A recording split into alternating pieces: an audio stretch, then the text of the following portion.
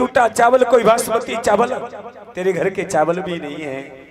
पुष्पम फलम तोयम यो भक्ता पृच्छति। पहली मुट्ठी खाई कहा अरे, पहला लोक दे दिया। दूसरी मुट्ठी खाई कहा अरे, दूसरा लोक दे दिया। सुनो हे मेरे भाई बहन, हे मेरी माँ, और तीसरी मुट्ठी खाने के लिए तैयार हुए।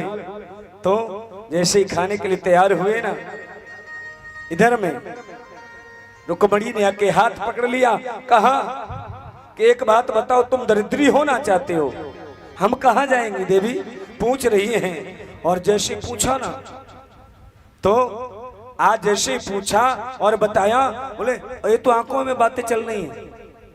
और ऊपर से कहा हमें भी तो प्रसाद खाने दो। और आंखों आंखों में करिए वही ब्राह्मण है जो तुम्हारी छाती पे बच्चे स्तर पर लात मारी।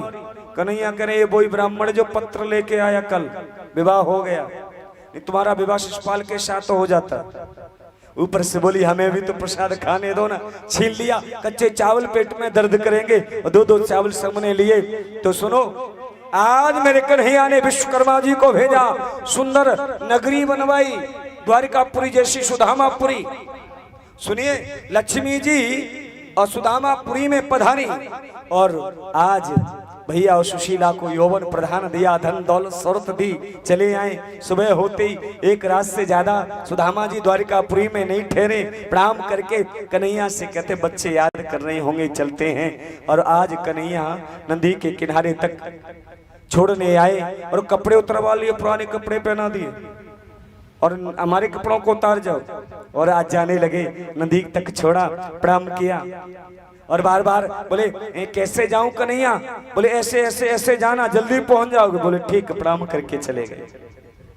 और सुनो, सुदामा जी आए अपनी नगरी, आए ना तो क्या हुआ, हे मेरे भगवत प्रेमियों, तो वो घबराने लगे, डरने लगे। ए मैं द्वारिकापुरी आ गया क्या, ए पुणे द्वारिकापुरी है क्या। तब कहा, पूछा भैया कौन सी नगरी, बोले सुदामापुरी। कन्हैया बोले हमारी तो नगरी हो ही नहीं सकती, हम तो गरीब आदमी, कोई सेठ जी आए होंगे, मेरी झोंपड़ी को हटा दिया होगा, अपनी नगरी बना ली होगी। सुनो, कोई सेठ जी हैं, कहाँ है सेठ जी सुदामा है, सेठ जी कहाँ, बोले सेठ जी कोई नहीं है, ब्राह्मण है, उनका नाम सुदामा है। बोले सुदामा तो मैं हूँ, कोई पैसा वाला होगा। बोले तो ब्राह्मण सुदामा जी कहाँ हैं, जरा मिला तो दो उनसे। तो बोले वो तो द्वारिकाधीश से मिलने के लिए गए हैं, कोई पैसे वाला होगा, रोजी ना मिलने जाता होगा। तो उन्होंने कहा 1 साल हो गई। बोले मुझे ही हुई है वो तो।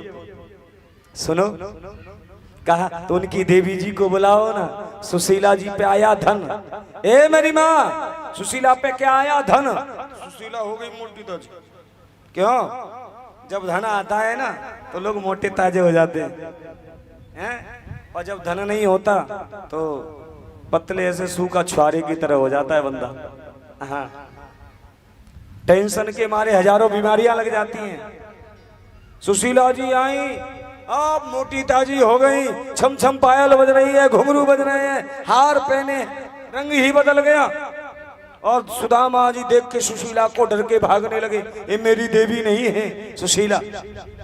दौड़ लगाने लगे तो सुशीला ने आवाज लगाई, सुनते हो मैं आपकी दासी सुशीला हूँ। सुदामा जी ने टकटकी लगा के देखा, अच्छा देवी जी तुम ही सुशीला हो।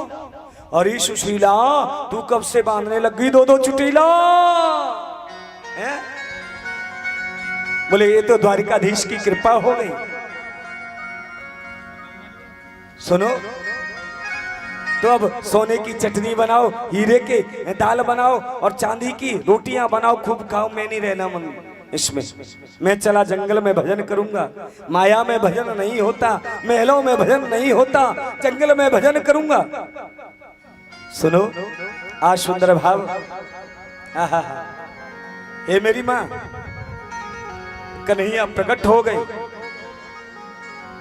इधर में सुशीला महल से निकल गई, बच्चे निकल गए, तो भगवान महलों में प्रकट हो गए। सुदामा जी को हाथ पकड़ करके आज महलों में लाए। सुदामा जी प्रार्थना कर रहे हैं, प्रभु ये तुमने क्या किया, मुझे धन दौलत शौहरत देकर के क्या कर दिया। आहा, मुझे नहीं चाहिए। बोले मेरा प्रसाद समझ करके रखो। कुछ भोग भोगो। और वहां से अंतर्ध्यान हुए और प्रभु की से प्रार्थना करते हुए आनंद ले रहे हैं और धीरे धीरे धीरे धीरे कथा को आगे बढ़ा रहा